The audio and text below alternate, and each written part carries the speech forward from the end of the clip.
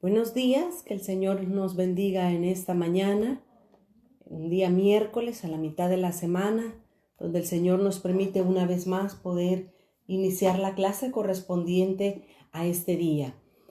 Vamos a orar para darle gracias al Señor y entregar este tiempo en sus manos y que sea Él el que nos hable, el que nos ministre, el que nos bendiga y que sea su Santo Espíritu y su presencia con nosotros en esta mañana. Vamos a orar. Gracias te damos, Señor, en esta hora. Que tú nos permites, Señor, una vez más poder abrir tu palabra, poder ser enseñados por tu Santo Espíritu. Señor, reconocemos que no somos nada sin ti. Reconocemos, Dios mío bendito, que sin tu asistencia y sin tu gracia y tu poder no podemos seguir adelante. Una vez más, Padre, nos sentamos a tus pies para poder ser enseñados por aquella palabra que sale de tu boca, por aquella verdad preciosa que tú tienes en tu corazón para nuestras vidas. Señor, usa mi vida como instrumento, Señor, para bendecir a tu pueblo, para ayudarle a tus hijos, Señor, a crecer, a madurar, a alcanzar, Señor, la medida del varón perfecto. En esta hora, Cordero de Dios, te damos a ti toda la gloria, toda la honra y toda la alabanza. Desde ahora y para siempre te exaltamos y te bendecimos, Jesús. Amén, Señor, y amén. Muy buenos días, mis amados hermanos. Muchas gracias por estar siempre pendientes de la transmisión y de la clase de este día. Gracias por conectarse. Dios te bendiga, Araceli, Carlita, Dios te bendiga. Buenos días. Qué bueno poder verlas nuevamente en la clase de este día. No me aparece aquí en el Facebook el video, no sé por qué. Sí. ¿Estamos bien? ¿Todos me pueden ver bien? No me aparece el video en el Facebook. Ok, vamos a confiar que estamos ahí en línea, ¿verdad? Ok. Vamos a ver. No me aparece. Ya va a aparecer por ahí. Ok, que el Señor les bendiga. Muy buenos días, Milagro. Qué bueno. Gracias, Carlita, porque está ahí, ¿verdad? Está en el Facebook. Ok, perfecto. Muchas gracias. Damos gracias al Señor, ¿verdad? Por la oportunidad que nos da siempre de poder, aquí está hoy sí ya, que nos da de poder acercarnos delante de su presencia para poder ser enseñados por medio de su palabra. Muchas gracias a todos ustedes por estar pendientes siempre de la transmisión y de la clase del día miércoles. Vamos a continuar con el estudio del Evangelio de Juan. Hemos estado viendo ya por todo el mes de octubre y ahorita iniciando ya el mes de noviembre con el estudio del Evangelio de Juan. Hemos visto la introducción, hemos visto aspectos importantes de este Evangelio de Juan que el Señor nos ha dejado en su palabra para que nosotros podamos crecer y madurar en él. Así es que continuamos con el capítulo 3. La semana pasada estuvimos hablando con respecto al primer discurso de Jesús. Hemos visto desde el principio del Evangelio de Juan que en el Evangelio de Juan hay registrados 7 milagros o 7 señales que el Señor Jesús realizó. Esas señales o milagros nos están hablando de algo profético que sucedió en el tiempo de Israel, pero que también va a suceder en nuestros tiempos. Ya vimos en el capítulo 2 el primer milagro que fue acerca de las bodas de Caná. Con la ayuda del Señor, ahora en el capítulo 4 vamos a ver el segundo milagro en el ministerio de Jesús. En el capítulo 3, la semana pasada, comenzamos hablando acerca de los siete discursos que Jesús habló. El primero de ellos fue cuando Jesús se acercó con Nicodemo. Jesús comenzó a hablar con Nicodemo y comenzó a hablarle el poderoso, el precioso tema de el nuevo nacimiento. Eso estuvimos hablando la semana pasada, que nos llevó básicamente toda la clase, el discurso que Jesús hizo con Nicodemo con respecto al nuevo nacimiento. Vimos los primeros 12 versículos y nos quedamos del versículo 13 al 21. El Evangelio de Juan, capítulo 3, versículo 13 hasta el 21. Jesús continúa hablando cosas teológicas, cosas profundas con Nicodemo, ¿verdad? Y ahí vemos cómo le dice Jesús a Nicodemo: te es necesario nacer de nuevo. Mis amados, tenemos que conocer la palabra del Señor para poder entender cómo Dios obra, cómo Dios actúa en nuestras vidas. Una cosa es recibir a Jesús como Salvador en nuestras vidas, Pero otra cosa muy diferente es nacer de nuevo. Estos son dos milagros que muchas veces no van juntos. Debería de suceder al mismo tiempo, pero en algunas personas no es así. Muchas personas reciben a Jesús como Salvador, aceptan al Señor Jesús, sus pecados son limpiados, son perdonados, pero no nacen de nuevo. El apóstol Juan, en las tres cartas, en la primera, segunda y tercera de Juan, el apóstol Juan nos enseña y nos dice que el que ha nacido de nuevo no peca. Ahora, muchos de nosotros podríamos hacernos más preguntas que obtener respuestas y pensar y decir, entonces quizás yo no he nacido de nuevo porque todavía peco. No, recordémonos que también el apóstol Pablo en la carta a los Romanos en el capítulo 7, Pablo habla mucho y nos enseña con respecto a lo que es la lucha entre la vieja naturaleza, la naturaleza carnal, la naturaleza viciada que tenemos y la lucha que también hay en el espíritu. El espíritu está diseñado, está formado, está creado por Dios para tener comunión con Él, pero el alma está caída. El alma es la que trata de dominar al cuerpo y al espíritu. Así es que todas estas cosas entran en función, que nosotros tenemos que conocerlas y tenerlas claras para poder ayudarles a otros, pero también para poder conocernos a nosotros mismos y saber cómo debemos actuar, cómo debemos caminar para agradar a nuestro Dios. Así es que Jesús está hablando amplio, tendido y largo con Nicodemo con respecto al nuevo nacimiento. Dice en el versículo 13, Juan 3 y el versículo 13, nadie subió al cielo, sino el que descendió del cielo, le dice Jesús a Nicodemo. Dice el Hijo del Hombre que está en el cielo. Y como Moisés levantó la serpiente en el desierto, así es necesario que el Hijo del Hombre sea levantado, para que todo aquel que en él cree no se pierda, mas tenga vida eterna. Déjenme detenerme aquí para poder ver lo que Jesús sigue hablando con Nicodemo. Jesús le muestra a Nicodemo algo que él podía entender. Jesús hace referencia a algo que sucedió y está escrito en la ley, específicamente en el libro de Números capítulo 21 y en el versículo 9. Ahí se habla de cuando el pueblo de Israel, ellos iban en el desierto y las serpientes de repente mordían a uno del pueblo. Había muchas serpientes en el desierto, así como escorpiones, como arañas, como animales que viven en los desiertos, pero mordían a los israelitas. Entonces lo que Dios le dijo a Moisés fue, Moisés, hazte una vara, una asta, ponla alzada, que todo el campamento, que todo el pueblo de Israel puedan ver lo que tú vas a poner en esa vara. Y en esa vara precisamente lo que había puesto era una serpiente de bronce enrollada en esa vara.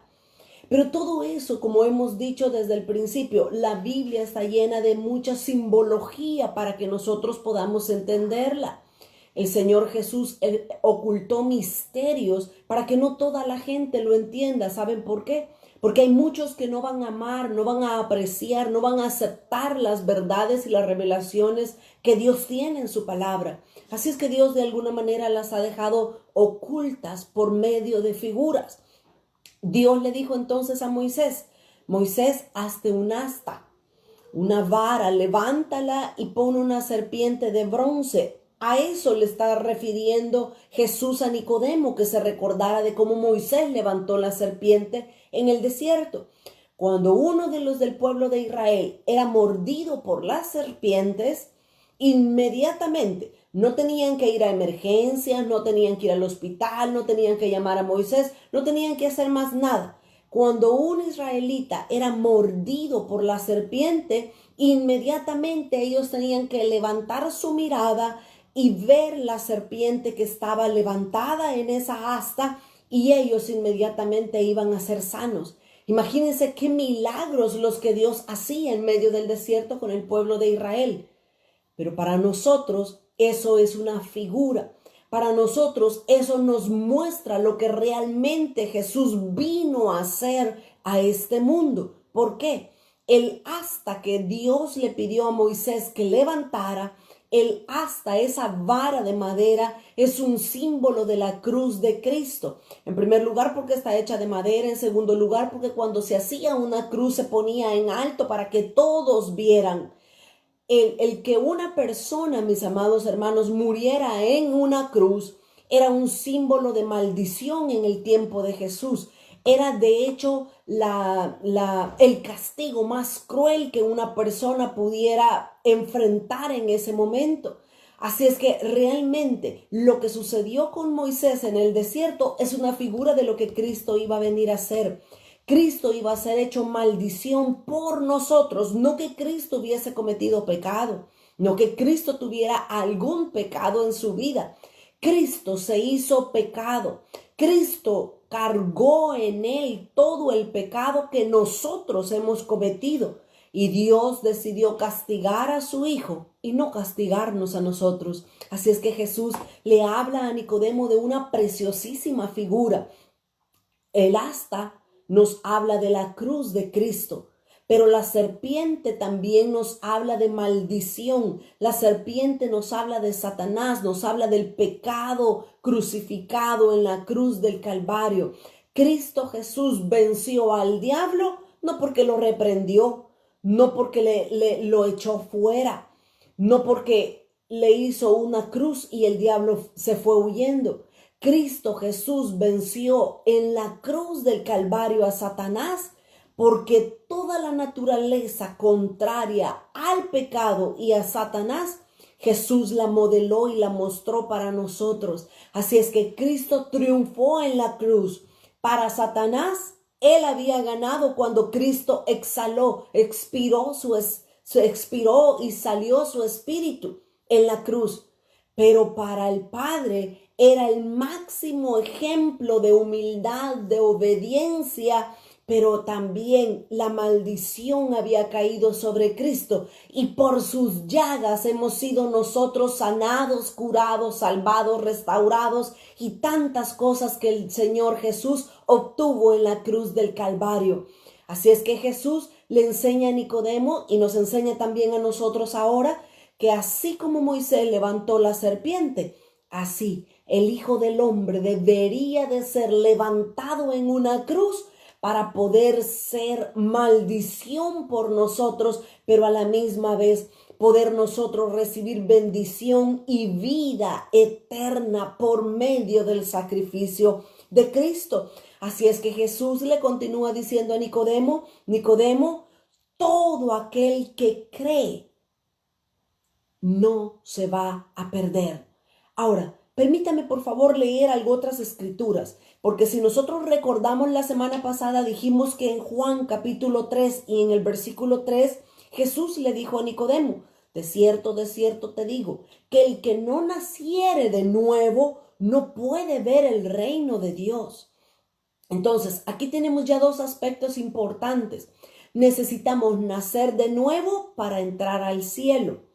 En segundo lugar, dice Juan 3 y el versículo 15, para que todo aquel que en él, que en Cristo Jesús cree, no se pierda, mas tenga la vida eterna. Aquí tenemos dos aspectos bien interesantes e importantes. Necesitamos nacer de nuevo para entrar al reino de los cielos, pero también necesitamos creer en Jesús para tener vida eterna. Pero si nosotros vemos lo que dice Romanos capítulo 10 y el versículo 9, ahí tenemos un punto más con respecto a esto que estamos hablando ahorita. Romanos capítulo 10 y el versículo 9. Romanos 10, 9.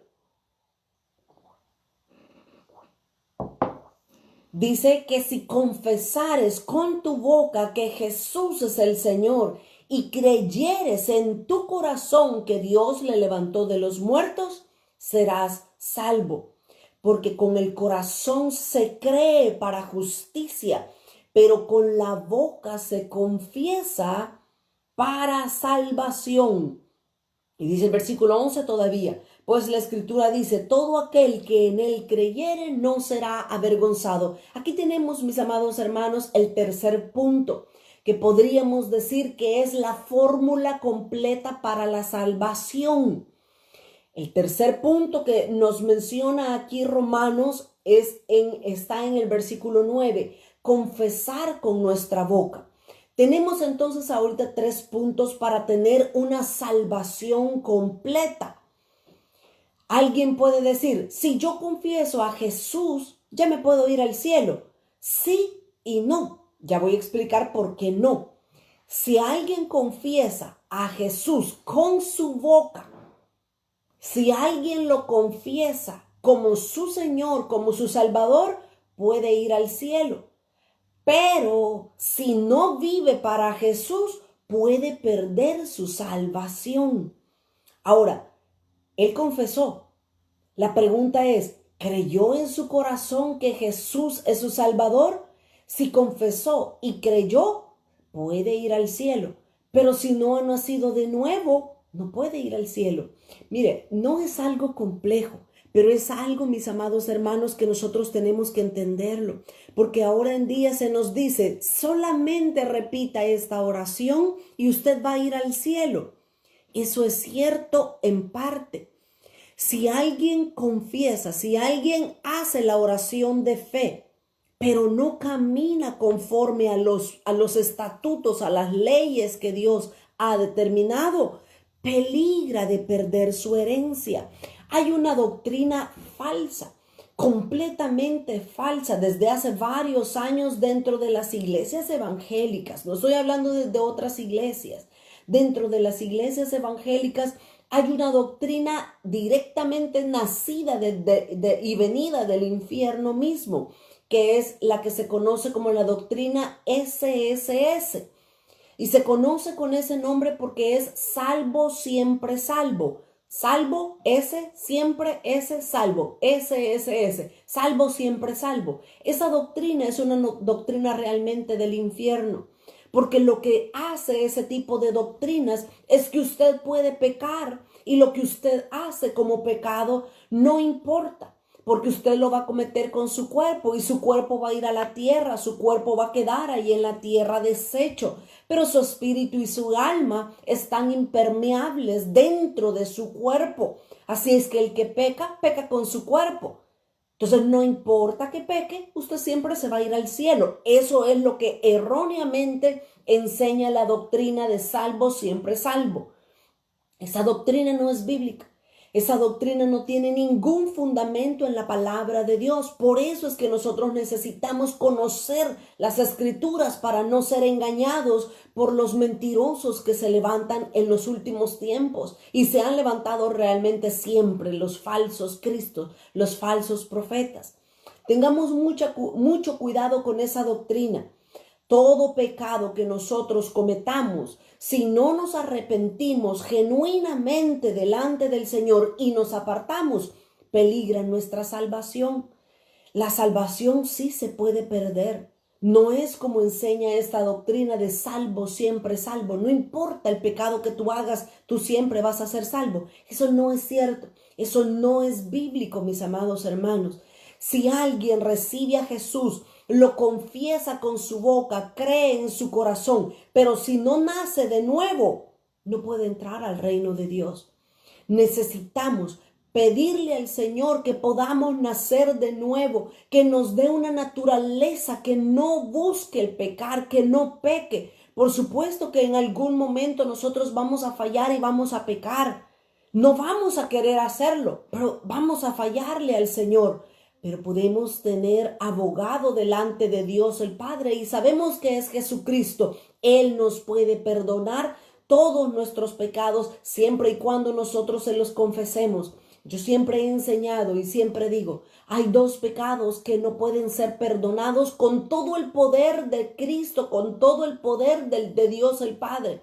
El primer pecado que no puede ser perdonado conforme lo dice la Biblia es la blasfemia contra el Espíritu Santo. Dice la palabra de Dios que no será perdonado ni en este siglo ni en el venidero. Si alguien blasfema contra el Espíritu Santo, no puede ser perdonado, aunque pida perdón. Pero el segundo pecado que no puede ser perdonado es aquel pecado que nosotros cometemos, pero que no lo confesamos. ¿Sabe por qué? Porque si nosotros no confesamos el pecado que hemos cometido, hacemos nula la sangre de Cristo. No puede la sangre de Cristo entrar en la labor de perdonarnos y limpiarnos. Ahora, dice Proverbios 28:13, nos da otra clave. Proverbios 28:13 nos enseña qué es lo que nosotros debemos de hacer cuando pecamos delante del Señor. Dice Proverbios 28 y el versículo 13. El que encubre su pecado no prosperará. ¿Ve lo que le acabo de decir? Quien calla el pecado que cometió no puede ser salvo, no puede ser perdonado, no puede ser limpiado. El que encubre sus pecados no prosperará. Pero dice el versículo, mas el que los confiesa y se aparta alcanza misericordia. Es importante que cuando nosotros pequemos, confesemos nuestra falta delante de Dios, nos apartemos y no lo volvamos a cometer más y vamos a poder alcanzar misericordia. Mis amados hermanos, quiero ir concluyendo este punto y este tema del primer discurso de Jesús, que es acerca del nuevo nacimiento. No solo es repetir una oración y yo ya soy cristiano. Necesitas creerlo, pero también necesitas nacer de nuevo. Y es por eso que las iglesias de ahora en día están llenos de un montón de personas convencidas de que necesitan a Jesús, pero no están convertidas realmente en el verdadero evangelio, porque no han nacido de nuevo. Los que nacen de nuevo, hay un arrepentimiento, hay un dolor por pecar delante de Dios. Todo aquel cristiano que peca y no siente dolor ni tristeza, probablemente no ha nacido de nuevo. Por eso es que le da lo mismo pecar o no pecar. Tengamos mucho cuidado en eso. Por favor, si nosotros somos guiados por el Señor a ayudarle a las personas que reciban a Jesús, hablemosles realmente de eso, que se vea una genuina conversión en las personas, que se vea arrepentimiento, quebrantamiento, dolor por haber pecado y haber fallado en contra de Dios. 3 entonces son las claves que nos dio Jesús en el Evangelio de Juan capítulo 3.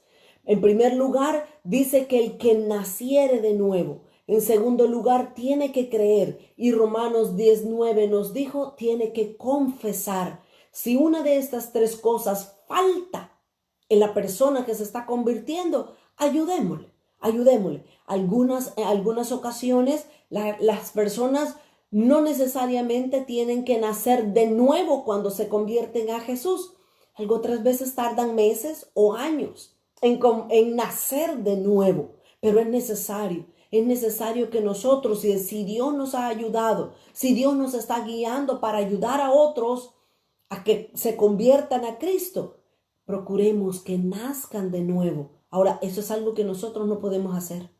Eso es una obra del Espíritu Santo. Nosotros sí podemos orarle al Padre, orarle al Hijo y al Espíritu Santo, que entren en esa persona y le ayuden a nacer de nuevo.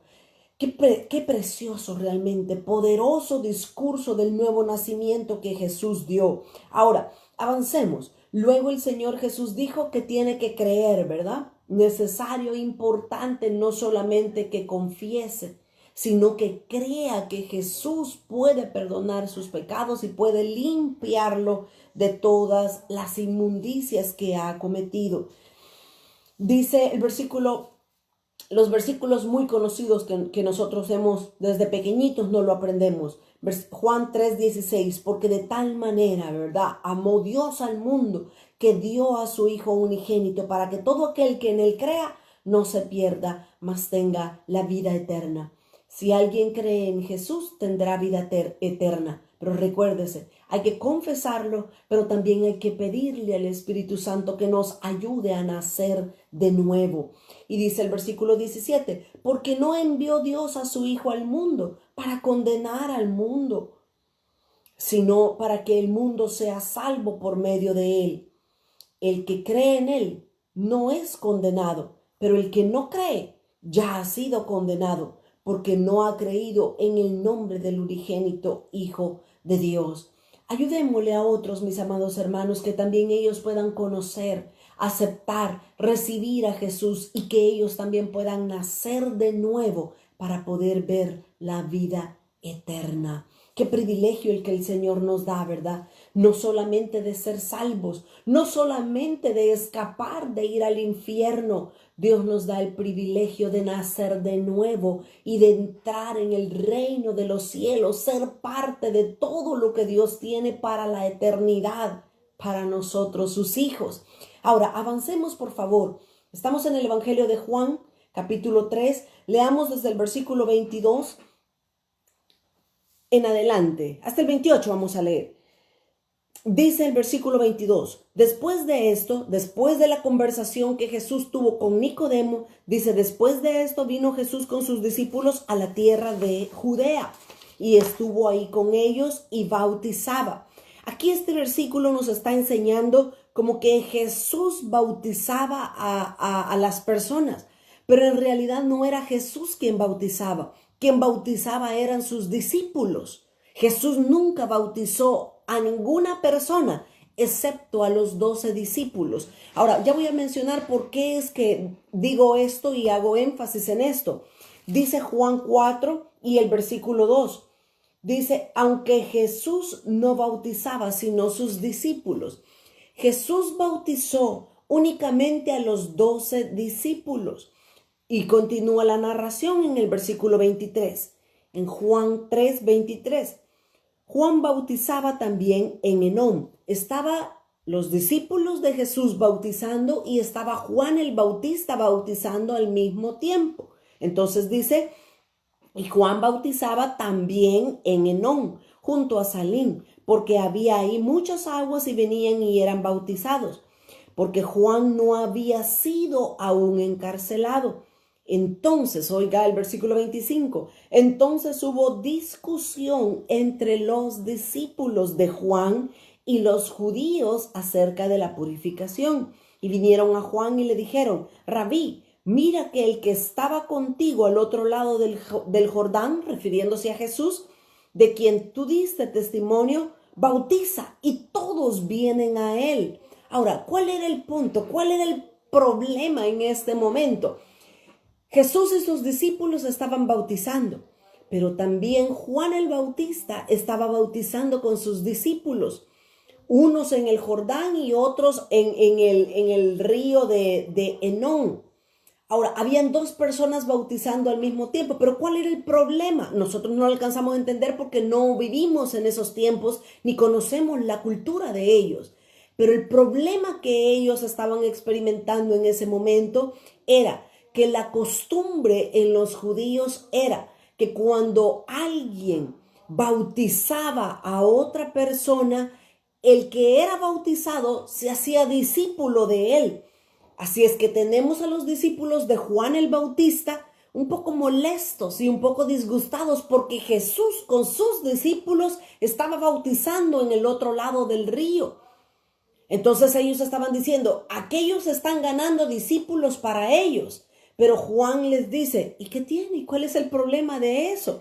Dice Juan en el versículo 27, respondió Juan y les dijo, no puede el hombre recibir nada si no le fuere dado del cielo. Y dice Juan, todavía en el versículo 28, vosotros mismos me sois testigos de que dije, yo no soy el Cristo, sino que soy enviado delante de él. Veamos entonces, Juan el Bautista, mis amados hermanos, estaba todavía en su ministerio. Recuérdense que al principio dijimos que Juan el Bautista tuvo un ministerio de aproximadamente 18 meses. Dice aquí también en la narración que hemos visto que Juan todavía no había sido encarcelado. Estaba Juan el Bautista bautizando discípulos, pero también Jesús con sus discípulos estaba bautizando a otros. Entonces, hasta cierto punto esto daba como polémica, daba como una cierta rivalidad entre estos dos bandos. Pero Juan Nunca vemos la humildad de Juan en todo momento, porque Juan dijo, ¿y qué tiene? ¿Y cuál es el problema? Nadie puede hacer las cosas si no le fue dado autoridad de parte de Dios el Padre. Así es que Juan les dice, no se preocupen. Es más, dice, yo tengo que menguar. Y eso lo dice en el versículo 30, Juan 3:30.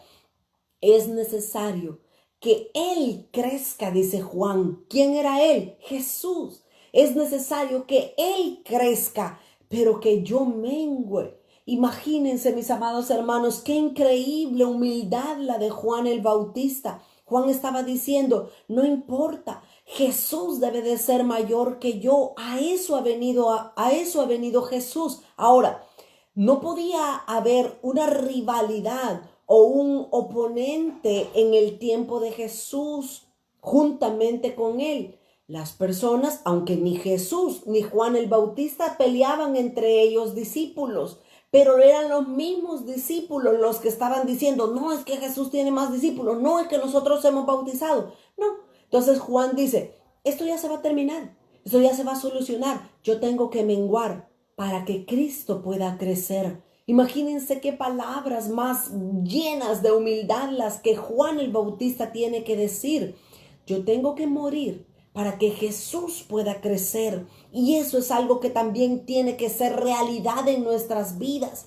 Mis amados hermanos, si nosotros queremos que la vida de Cristo salga de nuestras vidas, nosotros tenemos que morir. Nosotros tenemos como Juan el Bautista, yo tengo que menguar para que Cristo crezca, más de Él y menos de mí.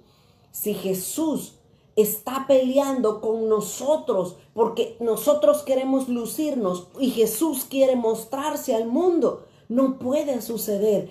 Alguien tiene que menguar y ese alguien somos nosotros. Jesús no puede menguar porque Él ya fue exaltado sobre todo nombre que se nombra en la tierra, en el cielo, en la tierra y debajo de la tierra. Jesús debe de ser siempre exaltado en medio de nuestras vidas. Es por eso, mis amados hermanos, que la atención nosotros siempre debemos de atraerla hacia Jesús. Los que de alguna manera Dios nos ha permitido ser líderes, poder liderar o ser personas que compartimos el evangelio de Dios, debemos de estar siempre conscientes que nosotros no debemos de atraer personas hacia nosotros. Nosotros debemos de atraer a las personas hacia Cristo, hacia Él, que todos puedan verlo a Él. Así como Juan el Bautista, él decía con toda seguridad, Juan el Bautista decía, yo soy una voz que clama en el desierto. Yo vine a preparar el camino para el Hijo de Dios. Así debemos ser nosotros. Debemos anhelar siempre menguar, pero que Cristo crezca en nuestras vidas. Y ahí se cumple lo que la palabra del Señor dice. No a nosotros la gloria, sino a su nombre sea dada siempre la gloria. Mis amados, tengamos siempre esto en mente, que cuando nosotros nos paremos delante de las personas a predicar, a enseñar, cuando hablemos de Cristo, que nosotros menguemos para que Él sea reconocido por todos los que están allí en medio de nosotros. Así es que, mis amados hermanos, Juan no vio mayor dificultad en esto porque dijo que tiene, no hay problema. Si Jesús tiene que crecer, Él tiene que ser exaltado, pero yo tengo que menguar, yo tengo que morir, era lo que estaba diciendo en pocas palabras Juan el Bautista. Y de hecho, así fue. Juan el Bautista, todos nosotros sabemos que él murió decapitado. Joven, aproximadamente a los 33 años de edad, murió Juan el Bautista decapitado por la mujer de Herodes. La mujer de Herodes era Herodías. Juan se levantó en contra de lo que Herodes, el tetrarca o el jefe o el presidente de ese momento estaba haciendo. Juan el Bautista tuvo el valor de decirle a Herodes, no te es lícito tener a la mujer de tu hermano. Y eso les molestó tanto a Herodes como a Herodías. y ellos mandaron a meter preso a Juan el Bautista, meterlo preso en la cárcel porque les había señalado el pecado. Imagínense. Eso va a suceder en los tiempos postreros, en los tiempos finales. Los mismos hermanos nos van a echar a la cárcel. ¿Saben por qué? Porque nos vamos a tener la capacidad de predicar las leyes de la palabra de Dios, donde las leyes de Dios dicen que todo matrimonio debe de ser entre hombre y mujer. Eso es lo que Dios ha establecido, pero es pecado. Todo lo que está fuera de eso es pecado. Así es que, mis amados hermanos, los tiempos finales no van a ser fáciles, pero también la gloria de Dios va a derramarse de una manera hermosa sobre la iglesia de Cristo y sobre nosotros. Juan el Bautista entonces fue encarcelado y por supuesto ya no bautizaba más, y el ministerio de Jesús creció cuando Juan fue quitado de en medio. Ahora, así termina la historia de Juan, pero hay algo más que quiero resaltar que Juan dijo, que realmente es una revelación teológica también sumamente profunda. Regresemos por favor, estamos en Juan capítulo 3 y en el versículo 29. Dice Juan 3:29. El que tiene la esposa es el esposo. Oiga bien este versículo. Mire lo que el apóstol Juan nos va a enseñar en este versículo únicamente. El que tiene la esposa es el esposo, mas el amigo del esposo que está a su lado y le oye, se goza grandemente de la voz del esposo. Así pues, mi gozo está cumplido.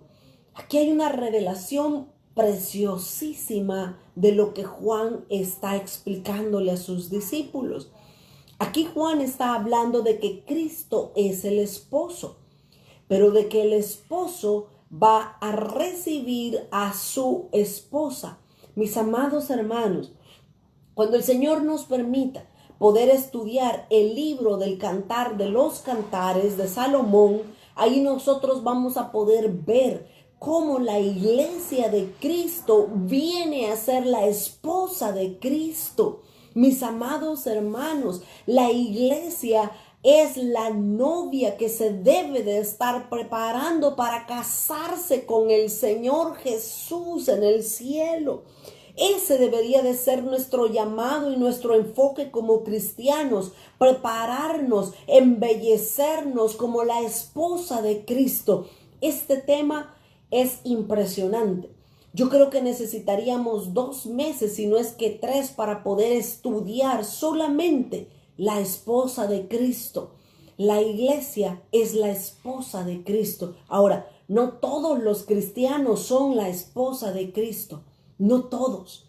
Aquí Juan el Bautista nos abrió la puerta a un gran tema y profundo tema de lo que es la esposa, el esposo y el amigo de la esposa, del esposo, perdón. Ahora, permítame por favor una vez más explicar un poco o contar cómo es que funcionaban las bodas en el Medio Oriente en el tiempo de Jesús, porque ellos entienden mejor esto, porque la costumbre de ellos es así. Para nosotros probablemente es un poquito diferente, aunque sí también en esencia está básicamente similar. Ahora, en el tiempo de Jesús, las bodas eran eventos sumamente importantes. Fíjese, habían varias personas involucradas en la boda. En primer lugar, en el tiempo de Jesús, allá en el Medio Oriente, en una boda, la figura principal de la boda, aunque sea sorprendente, no era la novia. Para nosotros aquí en el Medio Oriente, aquí donde nosotros vivimos, acá en el occidente, donde nosotros vivimos, la figura principal de una boda es la novia. En el Medio Oriente no, en los tiempos de Jesús no. La figura principal era el novio. El novio era la figura principal en una boda. En segundo lugar, otra figura importante era el padre del novio. El novio no era únicamente el que decidía con qué mujer casarse, sino que era el padre del novio, el que decidía, el que le ayudaba a escoger, y casi que me atrevo a decir que el padre era el que decidía esposa para su hijo. Si no, nosotros no podemos ver claramente el ejemplo de Abraham. Dice la historia en el Génesis que cuando Abraham ya era viejo, Sara ya había muerto, dice que Abraham mandó a su siervo Elíasar para buscar esposa para su hijo. ¿Quién mandó a buscar la esposa para el hijo? El padre Abraham. De la misma manera, Dios el Padre anda buscando esposa para el Hijo que es Cristo. Tenemos ahora dos figuras dentro de una boda en el Medio Oriente. La figura principal era el novio. La segunda figura era el padre del esposo, del novio. El padre del novio era bien importante porque casi él era el que decidía, el que buscaba la esposa para el hijo. En tercer lugar, otra figura importante en una boda era el amigo del esposo. El amigo del esposo, el novio, era como, estaba muy nervioso por su boda. Así es que el amigo era el que se encargaba de todas las cosas que funcionaran del orden perfecto dentro de la boda, cuando se iba a llevar a cabo la boda. Así es que el amigo del novio, aquí dice esposo, pero realmente es como se conoce en inglés, el bridegroom, el novio, el prometido, ¿verdad? El que se va a casar. Entonces, el amigo del esposo era aquel amigo íntimo del novio que tenía las arras, tenía los documentos, tenía todo lo tenía él organizado para que el novio simplemente disfrutara ese día de su boda.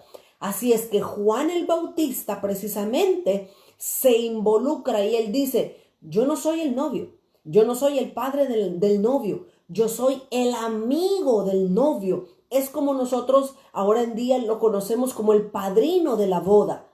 Ese es el amigo. Ahí es donde Juan el Bautista se involucra a él. Dice, yo soy el amigo del esposo y estoy feliz al ver que el novio se va a casar con su novia. Tenemos entonces tres personajes importantes acá. El novio, el padre del novio y el amigo del novio.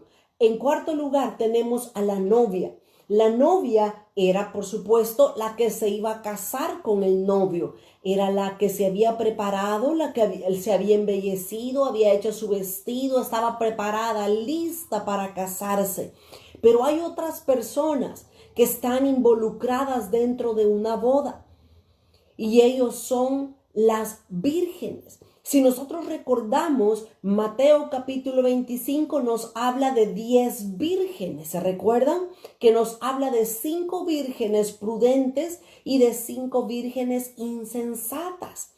10 vírgenes habían ahí. Ahora, ¿para dónde iban las vírgenes según la parábola de Mateo 25? Las vírgenes iban a la boda. Mis amados, comprendamos lo que la palabra de Dios nos enseña. Las vírgenes prudentes no son la novia. Ellas son solamente parte del cortejo de la novia. ¿Me entienden? Ahora, esa parábola a nosotros nos enseña que nosotros debemos de tener aceite en nuestras lámparas y es ahí donde yo puedo ver y yo les digo, y la palabra nos lo muestra. No toda la iglesia va a ser la esposa del Cordero.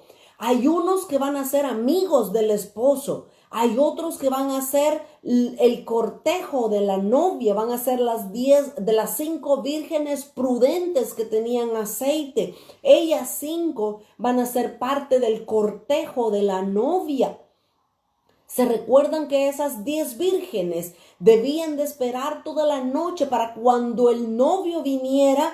Ellas iban a salir, las vírgenes iban a salir corriendo donde la novia y marchar hacia el altar juntamente con la novia. Pero 5 de ellas no fueron prudentes porque no tenían aceite. Solo 5 fueron aptas para entrar a las bodas juntamente con la novia. ¿Puede ver usted conmigo que no todos los cristianos son la novia, son la esposa del Cordero? Mis amados, por favor, nosotros debemos de esforzarnos, caminar, presionar para las posiciones más altas en la eternidad. Y una de ellas, por supuesto, es ser la esposa del Cordero. Pero por favor, que nadie crea, que nadie malentienda o malinterprete que toda la iglesia es la novia del Cordero. No, en los que se han preparado. Vea por favor lo que dice Apocalipsis capítulo 19 y el versículo 7. Apocalipsis 19, 7. Mire, aquí hay tantísimo que hablar con respecto a la novia, a la esposa de Cristo, a Cristo como el novio, que por supuesto que yo no puedo hablar tanto de eso porque me desviaría del tema. Estamos estudiando el Evangelio de Juan. Mas sin embargo quiero presentárselos delante de ustedes para que ustedes oren y le pidan al Señor que les muestre su palabra. Dice Apocalipsis 19 y el versículo 7.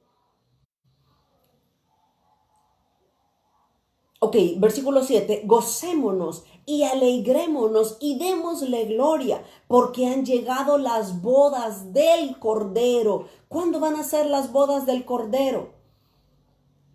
Hay tanto que decir, hay tanta duda con respecto a este tema. Algunas personas enseñan y dicen que las bodas del Cordero van a ser por 7 años.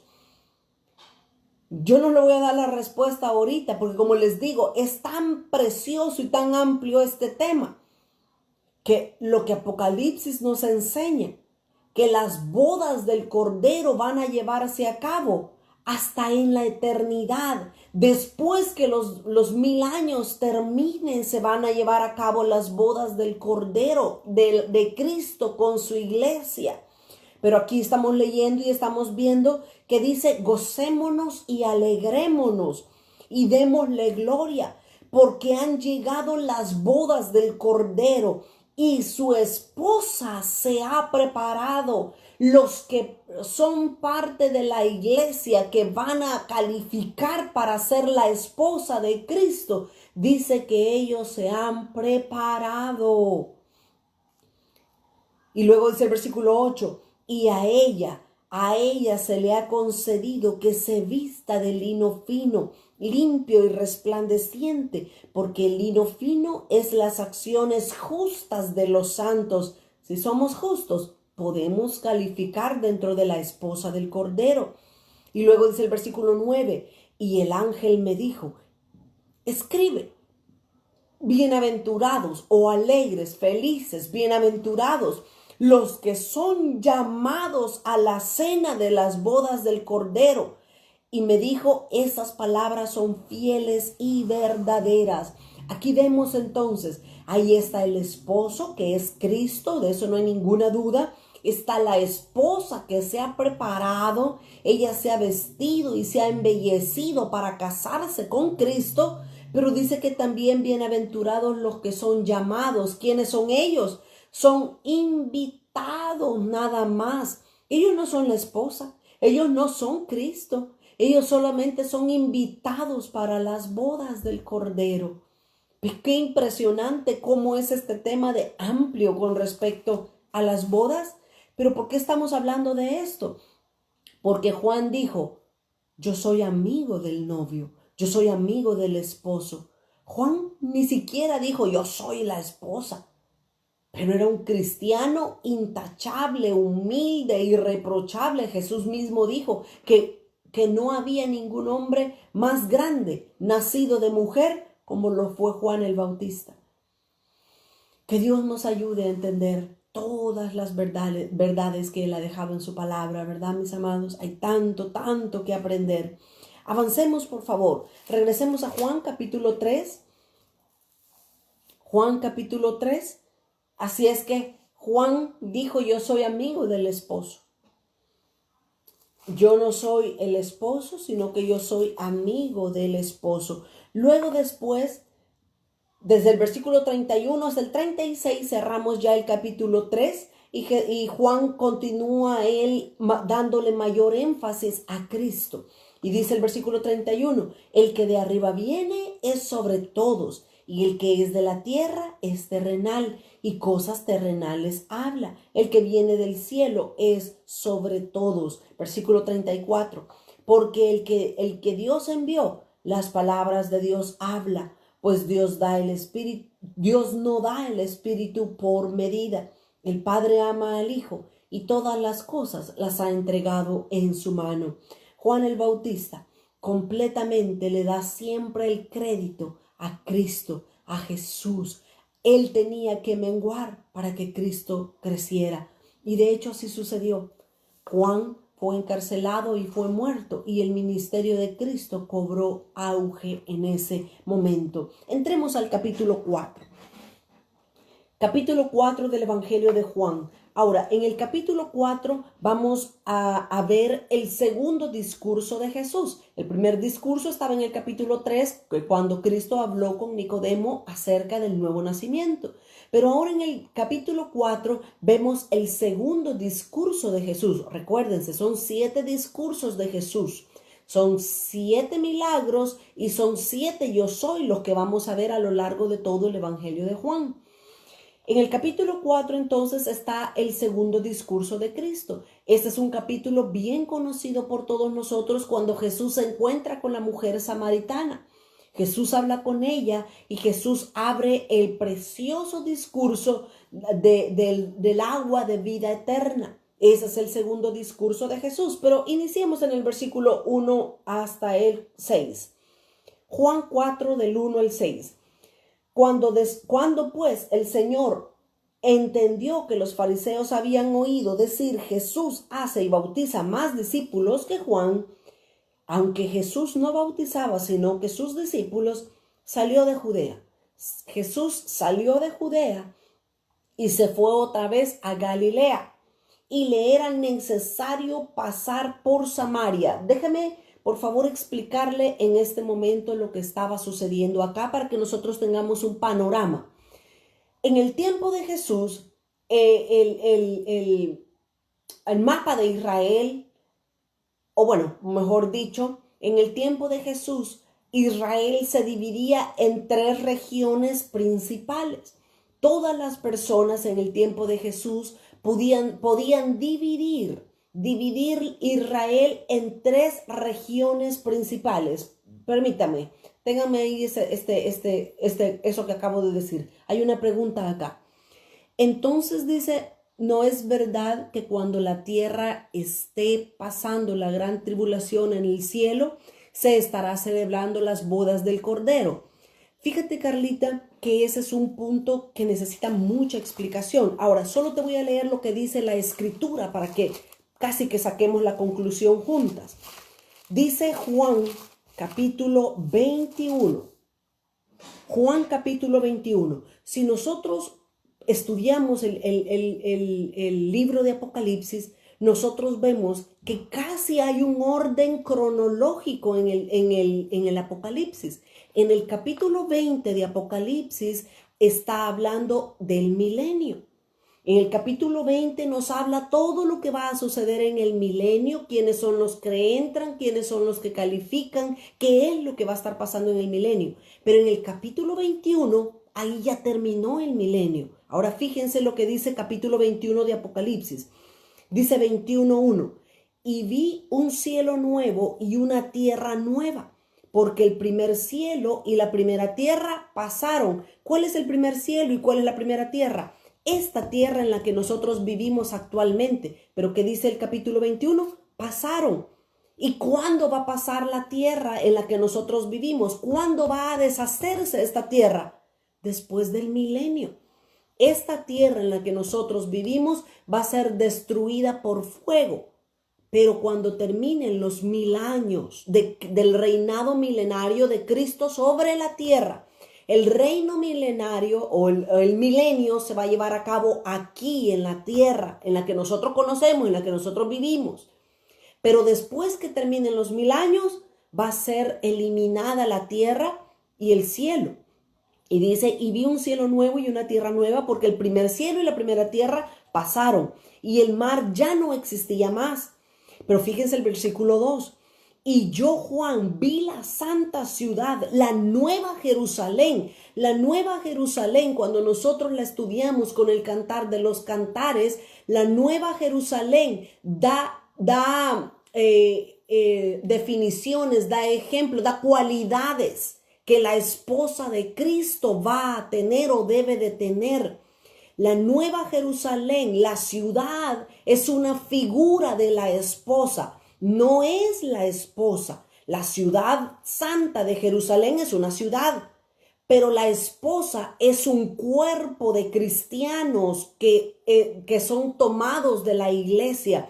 Pero la nueva Jerusalén tiene cualidades que debe de tener la esposa también. Me encantaría enseñarles el Cantar de los Cantares para que pudiéramos ver las cualidades de aquellos que van a ser parte de la esposa de Cristo. Ahora, siguiendo con lo que dice Apocalipsis 21, dice el versículo 2, y yo, Juan, vi la santa ciudad, la nueva Jerusalén, descender del cielo de Dios, dispuesta como una esposa ataviada para su marido.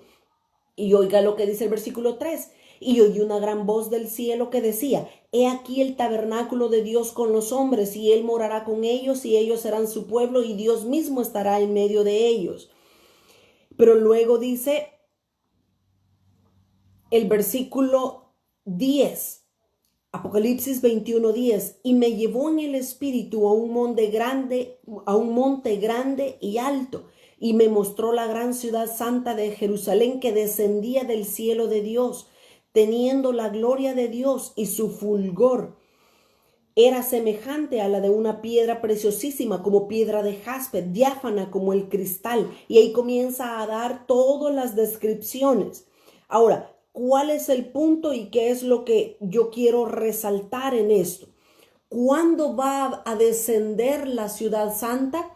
Que va a estar dispuesta como una esposa lista para casarse después del milenio. Hasta después del milenio se va a llevar las bodas del Cordero. Eso es un poco difícil de entender y de explicar, porque a nosotros nos cuentan algo, nos dicen algo, pero no es lo que nos digan, es lo que dice la Biblia. Es, por ejemplo, la venida de Cristo. Todos nosotros sabemos que Cristo va a venir, pero la pregunta clave es, ¿cuándo viene Cristo? ¿Cristo viene antes de la tribulación? ¿Cristo viene a la mitad de la tribulación? ¿O Cristo viene después de la tribulación? Y perdónenme, yo no quiero decirles que yo tengo la última revelación, porque no la tengo. Yo solamente veo y estudio lo que la palabra de Dios dice. Pero a mí lo que la Biblia me dice es que Cristo va a venir hasta después de la tribulación. La segunda venida de Cristo se va a llevar a cabo después de la tribulación. Ahora, va a haber un rapto a la mitad de la tribulación. Perdón, voy a corregir lo que acabo de decir. Cuando enseñamos el libro de Daniel, hace varios meses atrás, si usted quiere ver el libro de Daniel, y ahí doy con detalles y explico cómo va a ser los últimos 7 años de la dispensación que vivimos, en el libro de Daniel usted lo va a poder entender mejor. Ahora, los últimos 7 años son claves para nosotros como cristianos, porque los últimos 7 años van a iniciar cuando el anticristo aparezca, el nuevo orden mundial aparezca en nuestros tiempos. El anticristo va a levantarse y él va a enseñar, él va a proponer leyes y reglas establecidas para todo el mundo como solución, porque así como ahorita el mundo está en caos, cuando el anticristo aparezca va a estar peor el mundo, pero él va a poner la solución. Ahora, me estoy metiendo a un tema mucho más amplio y yo quiero terminar el capítulo 4 de Juan, pero pues no quiero dejar a mi hermana con una pregunta. Entonces, el anticristo firma el pacto con Israel. A los 3 años y medio, el anticristo quebranta el pacto y comienza a hacer guerra. Allí a los 3 años y medio, inicia la gran tribulación. Pero el hijo varón va a ser arrebatado en ese momento. Ahí no va a venir Cristo. Según lo que nos dice Apocalipsis capítulo 12, dice que el hijo varón va a ser arrebatado para el cielo. No es que Cristo va a venir a levantar a su iglesia. No, el hijo varón va a ser arrebatado para el cielo. La iglesia va a pasar la tribulación. Ahí lo dice el capítulo 12 de Mateo. Mis amados hermanos, yo no estoy hablando esto para hacer que nadie dude de lo que la palabra de Dios dice. La palabra de Dios es fiel y verdadera. Lo que sucede es que muchas veces nosotros nos hemos conformado con lo que otros nos cuentan y no examinamos la palabra de Dios. Mire, yo quisiera enseñar el libro de Apocalipsis. Yo quisiera meterme y explicar todas estas cosas, pero estoy esperando el tiempo correcto de Dios para poder hacerlo y en el espíritu correcto. Yo no tengo todas las respuestas. Yo misma estudio, investigo, le ruego al Señor que me enseñe su palabra para no ser engañada. Ahora, en el capítulo 12 de Apocalipsis está clarito. El hijo varón es arrebatado para el cielo, pero la iglesia se queda acá en la gran tribulación.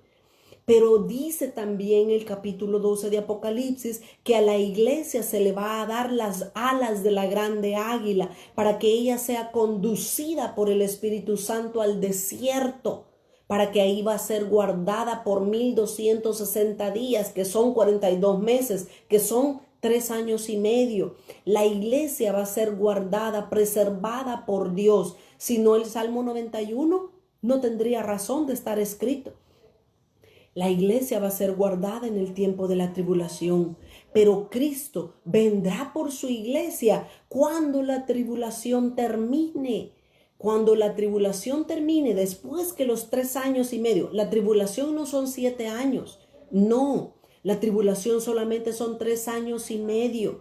Cuando la tribulación termine, Cristo Jesús aparecerá en los cielos y todo ojo le verá. Todos le verán y entonces el Señor Jesús arrebatará a los suyos. No es cierto que el capítulo 12 de Apocalipsis es el pueblo judío. No, eso no es así.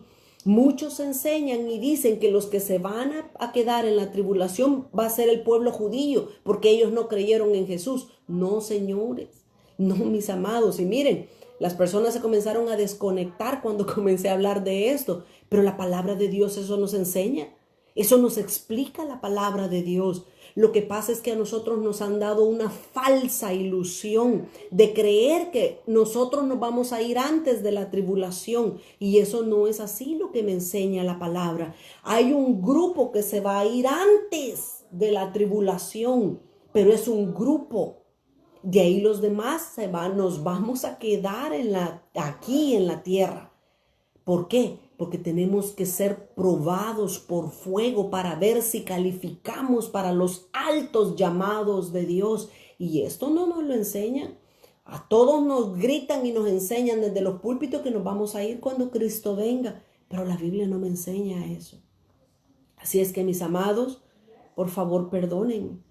Pero yo no puedo negar lo que la Biblia dice, ni puedo hablar algo solo para que la gente no se desconecte ni se vaya. La Biblia me enseña algo muy diferente a lo que actualmente se enseña. Y como no es el tema principal, yo no puedo comenzar a citar versículos bíblicos para enseñarles lo que dice la palabra de Dios. Que el Señor Jesús nos ayude, que el Señor Jesús nos prepare para las cosas que están por venir.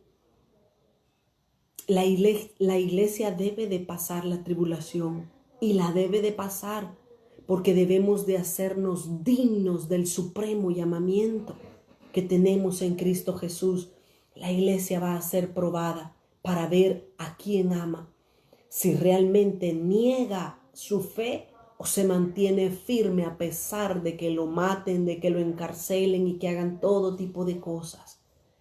Así es que las bodas del Cordero van a llevarse a cabo hasta después del milenio, hasta después del reino de paz y de justicia que el Señor ha puesto en sus tiempos.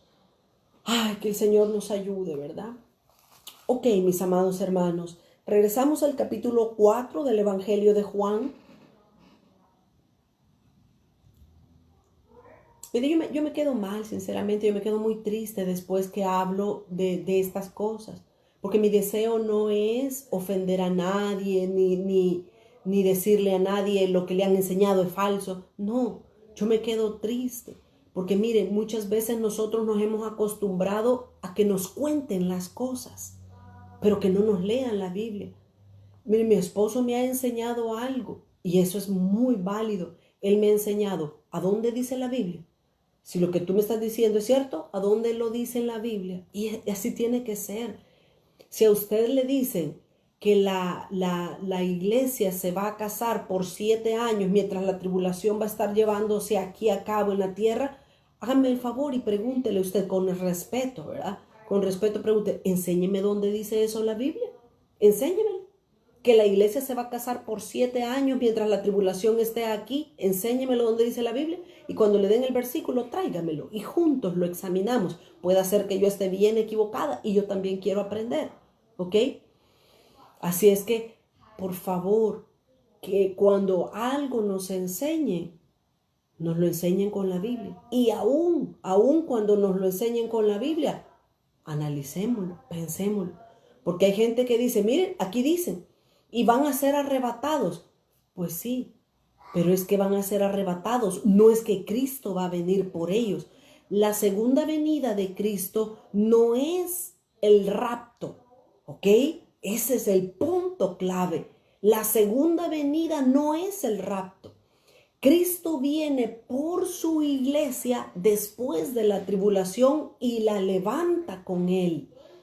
Pero el rapto, ahí nadie va a venir por los hijos de Dios. Ellos solo van a ser levantados. Así dice la historia de Enoc. Así dice Apocalipsis capítulo 12, que van a ser levantados. ¿Ok? Que el Señor nos ayude, que el Señor nos dé su gracia para poder creer a la palabra del Señor. ¿Ok? Realmente quedo triste quedo yo porque yo no quiero debilitar la fe de nadie. Yo quiero fortalecer la fe del pueblo de Dios, no debilitarla. Pero es que es lo que he dicho muchas veces. Hay muchas doctrinas que se han metido dentro de la iglesia que no son bíblicas. Miren, de hecho, mis amados hermanos, la doctrina de que la iglesia se va a ir antes de la tribulación es una doctrina nueva. Aproximadamente por los 1800 vino a Estados Unidos. Nelson Darby, si no me equivoco, es la persona que vino a Estados Unidos, un evangelista, que él comenzó a proliferar o a difundir la doctrina de que la iglesia se iba a ir antes de la tribulación. Entonces, él comenzó a enseñarlo de esa manera y desde ahí en adelante la iglesia comenzó a creer. Búsquelo ahí en el Google, póngale. John Nelson Darby, ahí está en Wikipedia y usted puede ver ahí lo que dice. Él fue el fundador de Plymouth, de los hermanos Plymouth. Él fue el organizador, el padre, el fundador de esa organización. Él fue el que comenzó a difundir en los Estados Unidos y por supuesto en Inglaterra, el que comenzó a difundir acerca de la doctrina de que la iglesia se va a ir antes de la tribulación. Pero la Biblia no lo dice así. Ninguno de los apóstoles, ni Pablo, ni Pedro, ni Juan, ninguno de ellos, ni Jesús enseñó esto en la Biblia. Entonces, por favor, solo tengamos cuidado. La palabra dice, examinémoslo todo, escuchémoslo todo, examinémoslo todo. Si algo no nos edifica, desechémoslo. Si usted cree que yo estoy loca con lo que estoy hablando, no lo crea, hermano. No lo crea, de verdad le digo, no lo crea. Usted viva como usted quiera, pero el problema va a ser que si Cristo viene hasta después de la tribulación, ¿a dónde va a aparecer usted? Yo me estoy preparando para eso. Mi familia, mi esposo, mis hijos, nosotros nos preparamos para pasar la tribulación. A menos que Dios en su misericordia, Él diga, ustedes califican para irse al cielo antes. Y ese es el arrebatamiento. Eso es lo que nos habla Apocalipsis capítulo 12. Ok, cierro ese tema, cierro ese punto. Hay muchísimo que hablar, como en tantos temas de la palabra del Señor. Pero estábamos en el capítulo 4, tengo 20 minutos para terminar. Estábamos en el Evangelio de Juan, capítulo 4. El Señor Jesús dice que dejó Judea y tenía que ir Jesús hacia Galilea. Y le era necesario pasar por Samaria, dice. Ahora, mencioné que en el tiempo de Jesús, la región de Israel se dividía en tres partes. Al sur estaba Judea, en la parte media estaba Samaria y en la parte norte estaba Galilea. Si usted ve en su mapa, ahí al final de su Biblia, si ve en sus mapas o en Google, ya ve que todo está en Google, ¿verdad? Allí usted puede ver y ahí usted puede contemplar perfectamente que habían tres divisiones o tres regiones en Israel. Ahora, estaba la parte sur que era Judea, la parte de en medio que era Samaria y la parte norte que era Galilea. Pero para los rabinos, para los judíos ortodoxos, ellos no dividían la ciudad de Israel de esa manera. Ellos dividían Israel como Judea, la parte sur, Perea, la parte de en medio, y Galilea, la parte del norte. Ahora, ¿por qué había esa discrepancia? Era sencilla. Samaria era la parte de en medio. Al sur está Judea, al norte está Galilea y en la parte media está Samaria. Pero a la par de Samaria está Perea. Ahora, ¿por qué los judíos ortodoxos ellos decían Judea, Perea y Galilea? ¿Por qué Samaria? Samaria para los judíos ortodoxos o religiosos, Samaria era una ciudad llena de pecado, era una ciudad sumamente contaminada. Samaria era la capital del norte. Si ustedes se recuerdan, mis amados hermanos, cuando Salomón murió, pasó el reino de Israel, pasó a manos de su hijo Roboam. Roboam era muy malo, era muy pecador y se dividió la nación de Israel en Israel del norte e Israel del sur. En Israel del norte, ahí en Samaria, que era la capital, ahí vivían 10 tribus. Y en la parte sur, que era Israel del sur, que era conocido también como Judá, ahí vivían nada más 2 tribus. La tribu de Judá y la tribu de Benjamín eran las que estaban en el sur. Pero Dios metió a juicio. Todo eso se examina y se ve con los profetas mayores, los profetas menores. Ambas, Israel del norte e Israel del sur, habían pecado en contra del Señor. Pero Israel del norte fue metido a juicio. Ok, qué bueno. Israel del norte fue metido a juicio por el Señor y las 10 tribus que habitaban en el norte fueron dispersadas a lo largo de toda Babilonia y de todos los países alrededor.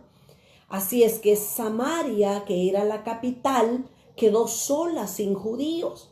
Entonces lo que ellos hicieron fue comenzar a traer personas de Babilonia, de Etam y de otras partes del mundo para poblar Israel del norte. Así es que tanto Samaria como toda la parte norte de Israel comenzaron a haber grandes mezclas de culturas, de paganismo, pero ellos siempre fueron parte de ser Israel del norte. Así es que los judíos ortodoxos que vivían en la parte sur, en Judea, ellos odiaban a los samaritanos. Estoy diciendo esto con un propósito. Ya lo voy a explicar por qué. Entonces, los judíos que vivían en Jerusalén odiaban a los de Samaria y también a los de Galilea, porque era mucha mezcla, había mucho paganismo ahí. Entonces, los judíos ortodoxos, cuando querían ir de Jerusalén o de Judea hacia Galilea, ellos no iban en una línea recta. Ellos preferían dar la vuelta por Perea y subir a Galilea. Pero Jesús no hizo eso. Dice aquí la Biblia en el versículo 4, Juan 4:4, y le era necesario pasar por Samaria. Necesario no era, porque Jesús hubiera podido dar la vuelta por Perea para subir a Galilea. Pero Jesús sabía. Jesús, de parte de Dios, sabía que en Samaria tenía una herencia espiritual que lo estaba esperando. Por eso Jesús necesitaba pasar por Samaria. Y luego dice el versículo 5, estoy en Juan 4 y el versículo 5. Y dice, vino pues a la ciudad de Samaria llamada Sicar, junto a la heredad de Jacob, y que Jacob dio a su hijo José. Ahora, la ciudad llamada Sicar, ¿sabe qué significa Sicar? Sicar significa ciudad ebria o ciudad de bajeza. Por eso los judíos religiosos odiaban Samaria, pero Jesús no la odió. Jesús sabía que el Padre tenía una herencia especial allí en Samaria y le era necesario pasar por ese lugar de tinieblas, un lugar de bajeza y de ebriedad. Así es que dice el versículo 6, y estaba ahí el pozo de Jacob. Entonces Jesús, cansado del camino, se sentó junto al pozo. Era como la hora sexta. Si nosotros nos recordamos, yo he mencionado que solamente el Evangelio de Juan usa la hora judía y los otros evangelios usan la hora romana. La hora judía empieza a las 6 de la mañana. Así es que la hora sexta eran las 12 del mediodía. Esta mujer vino a sacar agua a las 12 del mediodía. No era la costumbre normal de las mujeres. Todas las mujeres iban o a la hora fresca, al principio de la mañana, o ya tarde, cuando ya el sol había oscurecido y ya estaba una vez más fresca. Pero esta mujer, la samaritana, vino a la hora a la hora sexta, a las 12 del mediodía, porque era una mujer de dudosa reputación, era una mujer pecadora, que las otras mujeres no la veían bien.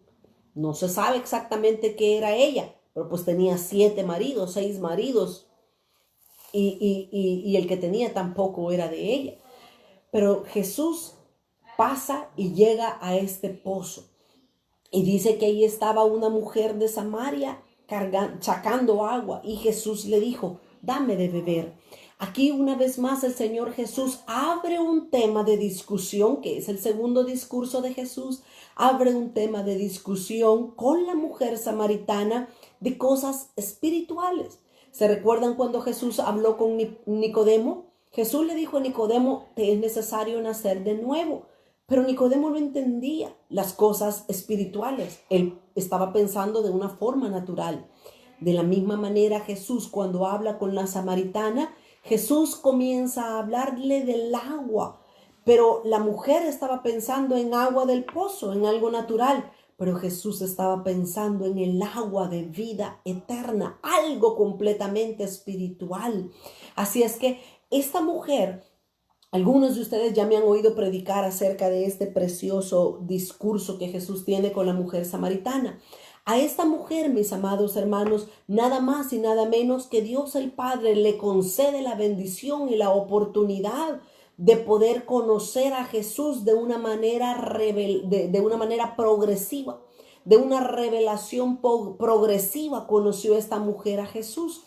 Dice en el versículo 9, y la mujer samaritana le dijo, ¿cómo tú, siendo judío, me pides a mí de beber, que soy mujer samaritana? Porque judíos y samaritanos no se tratan entre sí. Ahora, la primera revelación que esta mujer tuvo acerca de Jesús es que le dijo, tú eres judío. Y mire, era bien difícil diferenciar quién era judío, porque allí en Samaria habían tantas etnias, tantas mezclas, tantas diferentes personas de otros países, que nadie a simple vista podía decir, tú eres judío, tú eres de aquel país o tú eres... No podía. Pero esta mujer inmediatamente, cuando Jesús habló, y la única frase que Jesús dijo fue, dame de beber. Inmediatamente ella tuvo una revelación de que él era judío. ¡Qué precioso! La segunda revelación que esta mujer tuvo acerca de Jesús está en el versículo 11. La mujer le dijo, Señor, no tienes con qué sacarla. Ya no le dijo judío, ahora la mujer le dice Señor. La segunda revelación que esta mujer tuvo acerca de Jesús es que Él era Señor, que las palabras que Él hablaba, que la autoridad, que la dignidad que Él tenía no era de un simple judío, sino que era de alguien de más alto rango, era alguien reconocido como Señor. Pero dice en tercer lugar el versículo 19, y le dijo la mujer, Señor, me parece que tú eres profeta. Esta es la tercera revelación que la mujer tiene acerca de Jesús. Ella vio que Jesús era judío, luego vio que Él era Señor. En tercer lugar, vio que era profeta. Qué preciosa revelación. Pero en cuarto lugar, dice el versículo 25, y le dijo la mujer, sé que ha de venir el Mesías llamado el Cristo. Cuando Él venga nos declarará todas las cosas.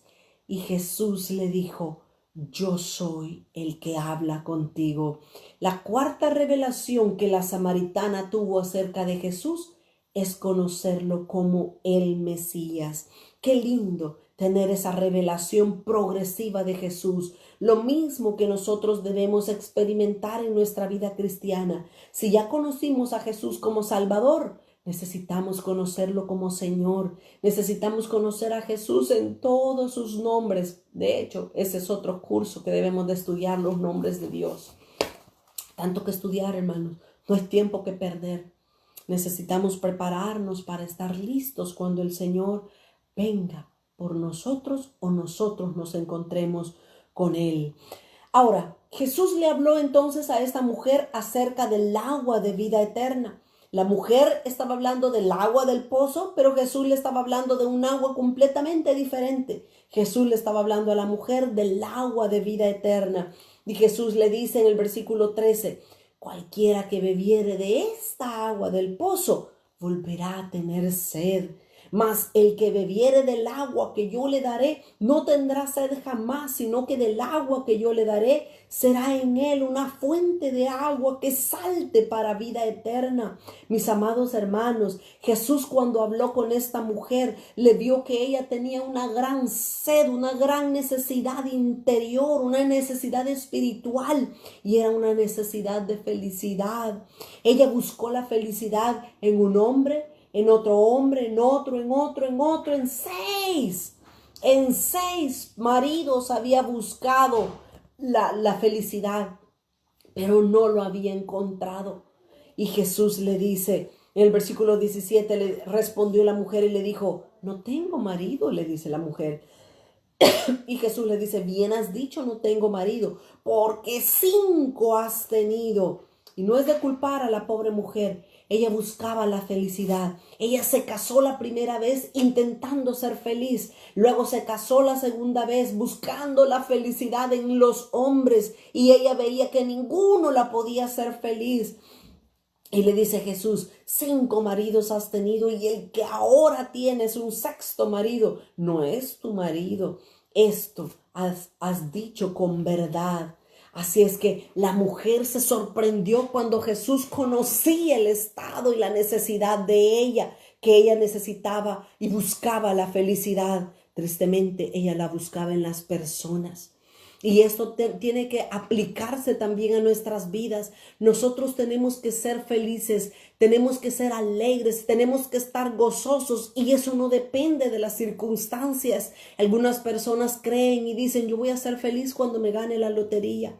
Yo voy a ser feliz cuando pague mi casa. Yo voy a ser feliz cuando mi marido cambie. No, no espere que su marido cambie. Cambie usted primero, porque la felicidad no depende de nada de las cosas que nos rodean. La felicidad está adentro. La felicidad está cuando somos saciados del agua de vida eterna.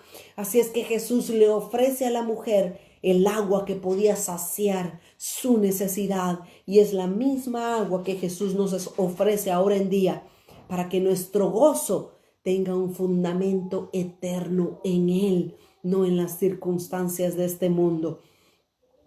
Las jovencitas que pudieran oír este mensaje, las solteras, no crean que al casarse un hombre las va a hacer felices. No, un hombre las puede complementar, pero no las va a hacer felices. La felicidad únicamente se encuentra en Dios y no es un estado. La felicidad no es porque estoy casada o porque estoy soltera. La felicidad es Cristo en nosotros. Así es que no busquemos felicidad en ninguna cosa que nos rodea, como lo hizo la samaritana. Así es que cuando la mujer ya comenzó a entender quién era Jesús, que era un profeta, porque le había dicho toda su vida, dice en el versículo 21, Juan 4 y en el versículo 21, Jesús le dijo, mujer, créeme. Porque ahora la mujer, después de estar hablando con Jesús, se metió a hablar cosas espirituales, según ella. Porque en el versículo 20 le dice, nuestros padres adoraron en este monte y vosotros decís que en Jerusalén es el lugar donde se debe de adorar. Y Jesús le dijo, ay, mujer, ni siquiera sabes lo que estás hablando ni lo que estás preguntando. Y le dice Jesús, mujer, créeme que la hora viene cuando ni en este monte ni en Jerusalén adoraréis al Padre. Y miren, este versículo ya se cumplió para Jerusalén, pero se va a cumplir también para nosotros y se está cumpliendo. Porque dice, vosotros adoráis lo que no sabéis, nosotros adoramos lo que sabemos, porque la salvación viene de los judíos. Pero dice, mas la hora viene y ahora es cuando los verdaderos adoradores adorarán al Padre en espíritu y en verdad, porque el Padre tales adoradores busca que le adoren. Mis amados hermanos, esto se va a poner cada día peor y perdóneme, no estoy siendo pesimista, estoy siendo realista con lo que la palabra de Dios dice. El anticristo vendrá a cambiar las leyes mundiales. No hay tal de que porque ganó este y porque ganó el otro, que este es bueno y que este es malo. No, el anticristo va a venir a hacer la agenda del diablo, va a venir a cumplir la agenda de su padre que es Satanás. Las leyes van a cambiar y los verdaderos adoradores no van a necesitar congregarse para adorar al Padre en espíritu y en verdad. Ahorita demos gracias que tenemos oportunidad de congregarnos, pero vendrá el tiempo donde nadie se va a poder congregar, donde va a ser prohibido reunirse o si no lo meten preso. Pero los verdaderos adoradores adorarán al Padre en espíritu y en verdad. ¿Sabe por qué? Porque los verdaderos adoradores no necesitan un lugar. Ellos saben quién es Dios y saben cómo adorarlo, como Él se lo merece, como a Él le agrada. No es a mi manera, es a la manera de Dios. Es como Dios nos enseña en su palabra. Ahora, el versículo, se cumplió en Jerusalén. Cuando le dice Jesús, créeme que la hora viene cuando ni en este monte ni en Jerusalén van a adorar al Padre. Eso se cumplió. Mateo capítulo 24, versículo 1 y 2. Mateo 24, 1 y 2. Dice, Jesús salió del templo y se acercaron sus discípulos para mostrarle los edificios del templo. Y respondiéndoles, Jesús les dijo, ¿veis todo esto? De cierto os digo, que no quedará piedra sobre piedra que no sea derribada. Esto les estaba diciendo Jesús también a la mujer samaritana. Y le dice, va a venir la hora donde ni en este donde ni en este monte ni en Jerusalén van a adorar al Padre.